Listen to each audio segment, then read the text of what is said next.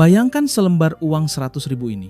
Di tahun 2026, nilainya bahkan sering habis hanya untuk 2 cangkir kopi fancy di kafe. Sekarang pertanyaannya sederhana. Mengapa ketika uang yang sama dipakai untuk bisnis, banyak orang justru refleks memikirkan jalan pintas seperti main slot, trading koin micin, atau ikut skema Ponzi yang menjanjikan keuntungan instan? Realitanya pahit. Banyak orang tidak benar-benar ingin membangun bisnis. Mereka hanya ingin sensasi cepat menjadi kaya. Saya tahu keresahan itu nyata. Internet saat ini penuh dengan afiliator penjual mimpi. Setiap hari kita melihat judul seperti modal kecil jadi miliarder dalam semalam. Channel ini tidak akan mengajarkan hal seperti itu. Di sini tidak ada trik sulap yang mengubah 100.000 menjadi ratusan juta sambil rebahan. Jika kamu datang mencari jalan instan, mungkin video ini akan terasa tidak nyaman. Tetapi jika kamu siap berpikir logis, kamu berada di tempat yang tepat. Sekarang kita hancurkan satu mitos paling populer tentang bisnis kecil. Banyak orang berpikir 100.000 cukup untuk mulai kulakan barang fisik lalu dijual kembali. Itu mungkin terdengar masuk akal di masa lalu. Tetapi dalam ekosistem e-commerce 2026, realitanya jauh lebih keras. Pasar sudah dipenuhi pabrik besar dengan harga sangat murah. Dengan modal sekecil itu, barangmu akan kalah sebelum sempat dilihat pembeli. Perang harga akan menghancurkannya sejak hari pertama. Jadi mari kita ubah cara berpikirnya.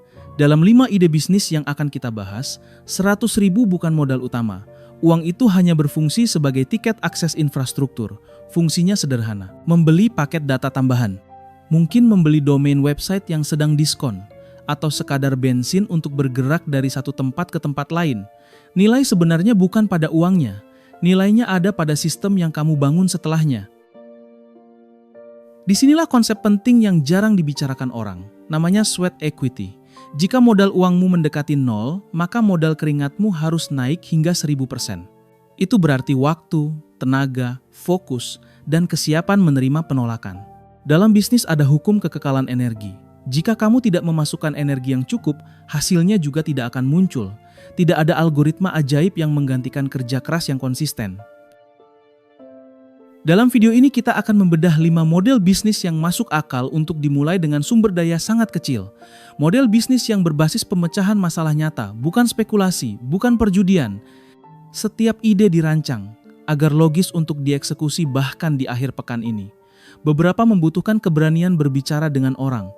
Sebagian lain bisa dikerjakan dari kamar sendiri. Tetapi semuanya memiliki satu kesamaan. Mereka membangun nilai yang nyata. Sebelum kita masuk ke ide pertama, siapkan satu hal sederhana. Catatan kecil dan pikiran yang terbuka. Tinggalkan ego yang ingin cepat kaya. Karena bisnis yang bertahan lama hampir selalu dimulai dari proses yang membosankan. Ide pertama ini sangat sederhana. Bahkan terlalu sederhana bagi sebagian orang. Tetapi justru disitulah peluangnya. Ide ini khusus untuk mereka yang berani turun langsung ke lapangan. Masalah terbesar banyak UMKM lokal di tahun 2026 sebenarnya bukan kekurangan pelanggan. Masalahnya adalah mereka gagap teknologi. Bengkel, warung makan, laundry kecil, atau toko kelontong seringkali masih mengandalkan pelanggan lewat jalan kaki. Padahal calon pembeli sekarang hampir selalu membuka ponsel terlebih dahulu. Mereka mengetik di Google Maps. Mereka mencari ulasan. Jika bisnis itu tidak muncul di sana, bagi internet bisnis itu seolah tidak pernah ada. Disinilah peluang bisnis pertamamu muncul. Modelnya disebut micro agency UMKM lokal. Kedengarannya besar, tetapi sebenarnya sangat sederhana. Kamu menjadi orang yang membantu bisnis kecil tampil rapi di dunia digital. Banyak pemilik usaha sebenarnya ingin memperbaiki kehadiran online mereka.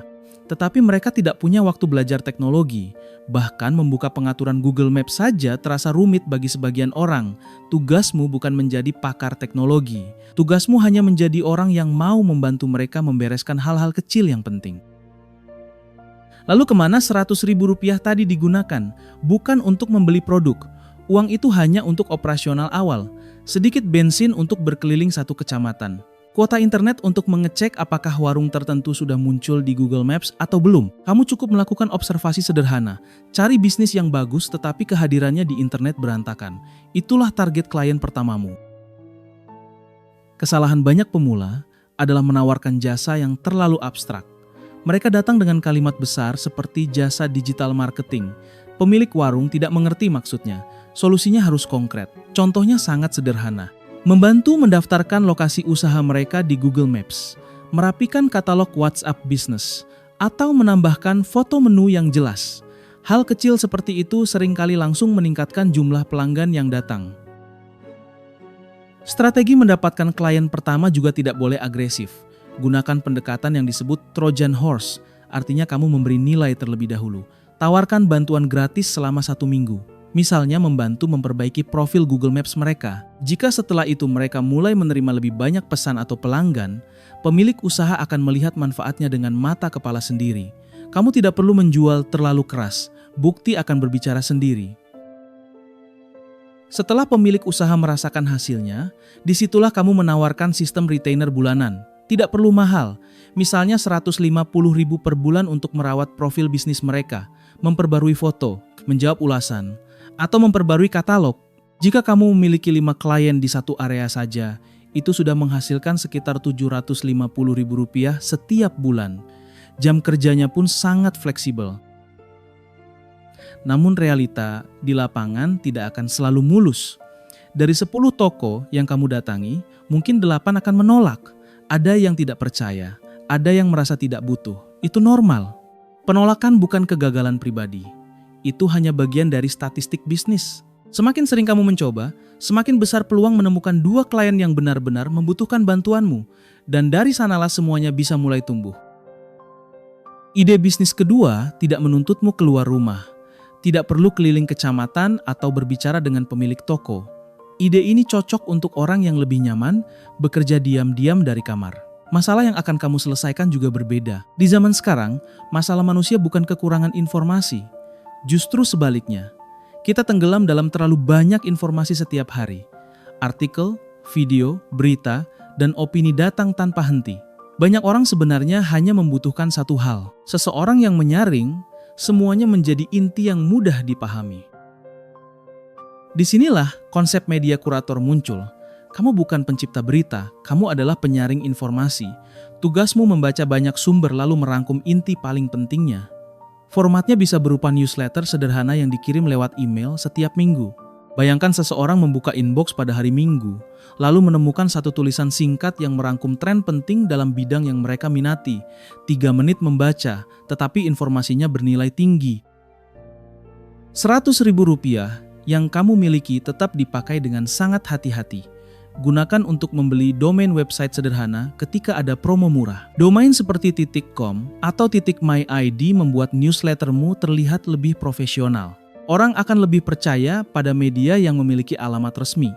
Sementara untuk sistem pengiriman emailnya, banyak platform yang menyediakan paket gratis dengan kapasitas cukup besar untuk pemula. Namun ada satu hukum penting dalam bisnis media kecil. Namanya hyper niche. Jangan mencoba membuat media berita umum. Pasarnya terlalu luas dan terlalu ramai. Topikmu harus sempit dan spesifik. Contohnya update teknologi AI khusus untuk akuntan pajak, atau rangkuman peluang kerja remote khusus untuk desainer grafis. Semakin spesifik topiknya, semakin kuat identitas medianya, dan semakin mudah menarik pembaca yang benar-benar membutuhkan informasi itu. Sistem kerjanya sebenarnya cukup membosankan. Setiap minggu, kamu membaca banyak artikel dari berbagai sumber, mungkin 20-30 tulisan. Kemudian kamu merangkum intisarinya menjadi satu newsletter yang padat. Tidak panjang, hanya cukup untuk dibaca dalam 3 menit. Tujuannya bukan membuat orang membaca lama. Tujuannya membantu mereka menghemat waktu dari membaca puluhan sumber berbeda. Monetisasinya biasanya datang setelah audiens mulai terbentuk. Misalnya ketika kamu sudah memiliki 500 pembaca setia. Di titik itu, brand B2B, perusahaan software, atau platform digital akan mulai melihat nilai dari audiensmu. Mereka tidak membeli ruang iklan besar. Mereka hanya ingin satu paragraf sponsor di dalam newslettermu, dan seringkali mereka bersedia membayar cukup mahal untuk menjangkau audiens yang sangat spesifik. Tetapi fase paling sulit dari model ini ada di awal perjalanan. 3 bulan pertama sering disebut lembah kematian.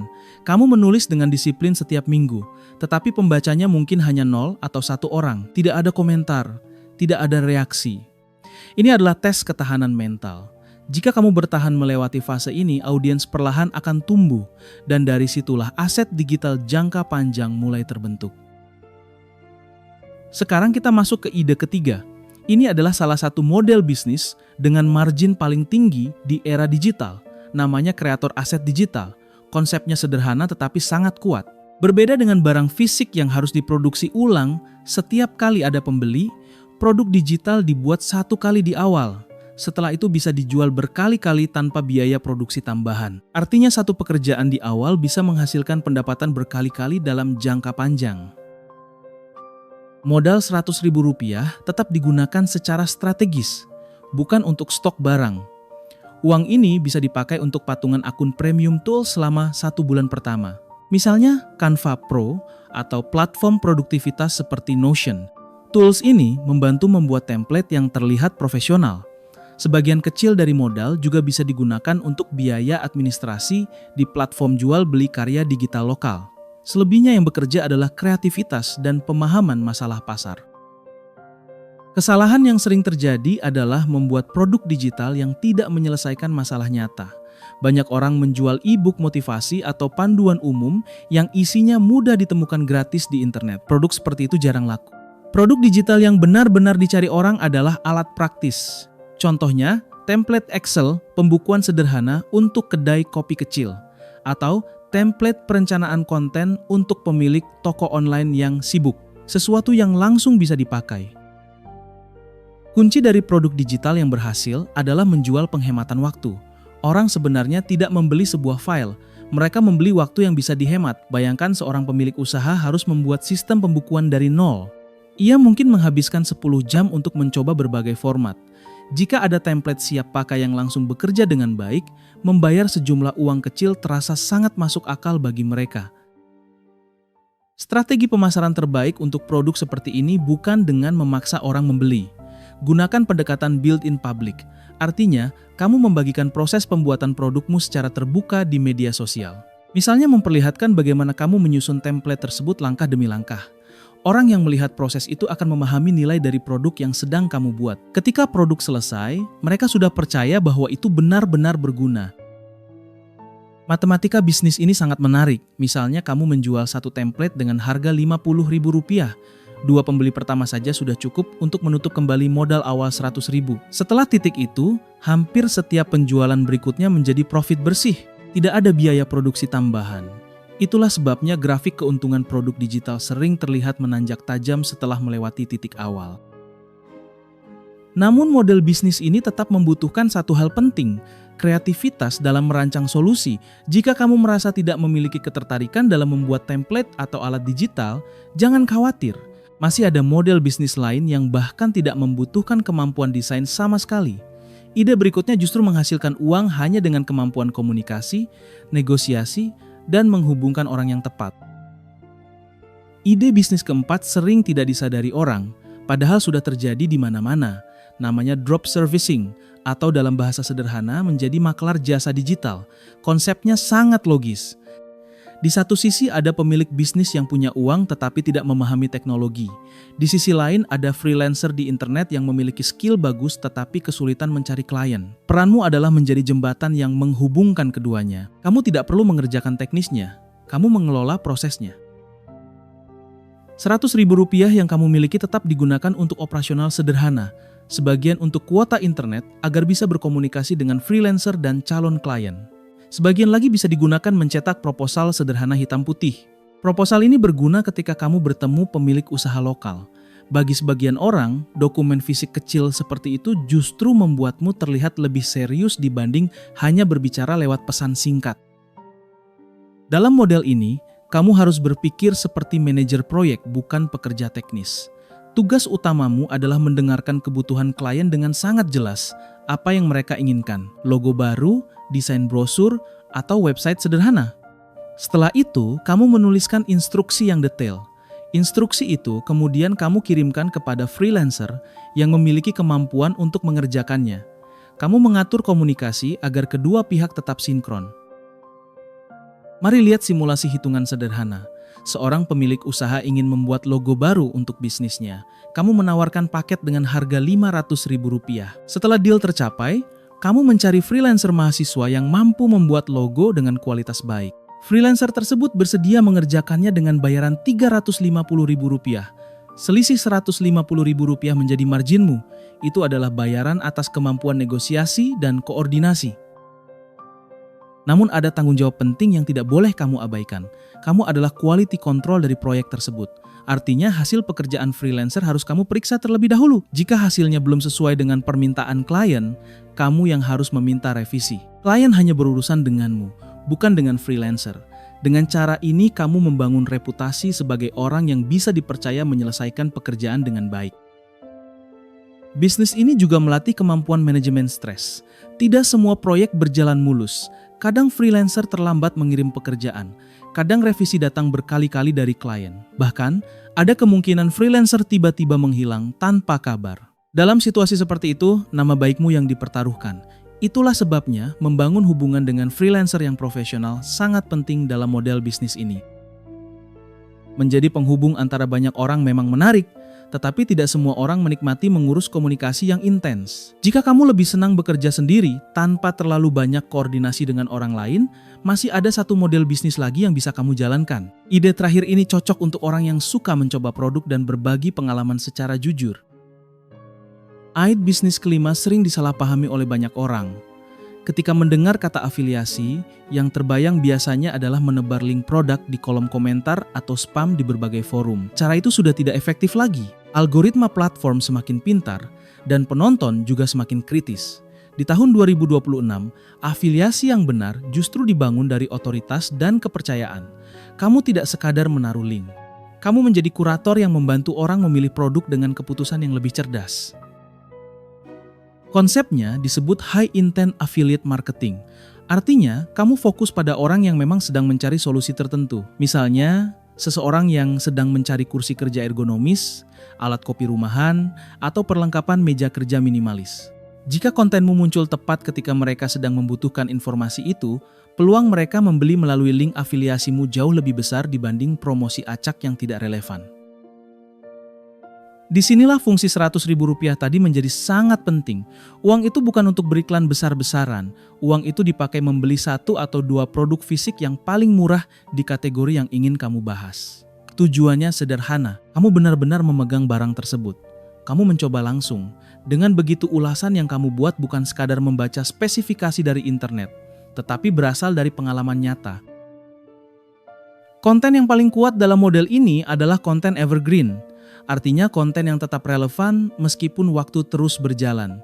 Misalnya video perbandingan 2 produk populer, uji ketahanan produk dalam penggunaan sehari-hari, atau tutorial perakitan yang jelas dan mudah diikuti. Konten seperti ini sering terus dicari orang selama berbulan-bulan bahkan bertahun-tahun setelah dipublikasikan. Kunci konversi tinggi dalam afiliasi justru datang dari kejujuran. Jangan memuji produk seperti penjual yang terlalu bersemangat. Sebaliknya, jelaskan kelebihan sekaligus kekurangannya. Katakan secara terbuka siapa yang cocok membeli produk itu dan siapa yang sebaiknya tidak membelinya. Pendekatan jujur seperti ini membuat penonton merasa dihargai. Kepercayaan itu yang akhirnya meningkatkan kemungkinan mereka membeli melalui rekomendasimu. Memang komisi dari satu transaksi sering terlihat kecil. Mungkin hanya beberapa ribu atau puluhan ribu rupiah. Tetapi ingat bahwa konten yang kamu buat bekerja tanpa henti. Selama video atau artikel itu masih ditemukan orang di mesin pencari atau algoritma platform, link afiliasimu terus menerima klik. Dari situlah efek bola salju terbentuk. Banyak transaksi kecil yang perlahan terkumpul menjadi pendapatan bulanan yang stabil. Namun ada satu pantangan etika yang tidak boleh dilanggar dalam model ini. Jangan pernah berbohong hanya demi komisi yang lebih besar. Jika kamu mempromosikan barang yang kualitasnya buruk, penonton akan segera menyadarinya. Sekali kepercayaan hilang, sangat sulit mendapatkannya kembali. Reputasi adalah aset utama dalam bisnis afiliasi. Tanpa kepercayaan, seluruh sistem ini akan runtuh. Sekarang kita sampai pada bagian yang sering diabaikan banyak orang. Mengetahui 5 ide bisnis tadi tidak otomatis membuat seseorang berhasil. Justru di titik ini banyak pemula jatuh pada penyakit yang disebut shiny object syndrome. Setiap minggu mencoba ide baru. Setiap bulan berpindah strategi. Hasilnya tidak ada yang benar-benar dijalankan dengan serius. Jika kamu ingin memberi peluang nyata pada dirimu sendiri, kamu harus memilih hanya 1 ide saja. Fokus pada 1 jalur dan abaikan 4 lainnya. Mengapa fokus itu penting? Karena setiap bisnis membutuhkan waktu untuk membentuk momentum. Jika energimu tersebar ke 5 arah sekaligus, tidak ada satupun yang mendapat perhatian penuh. Pilih satu model yang paling masuk akal bagi kondisimu sekarang. Jalankan dengan disiplin selama 90 hari. Jangan berpindah hanya karena melihat orang lain terlihat sukses di jalur berbeda. Konsistensi selalu mengalahkan strategi yang terus berubah. Sekarang mari kita bicara tentang uang pertama yang kamu hasilkan.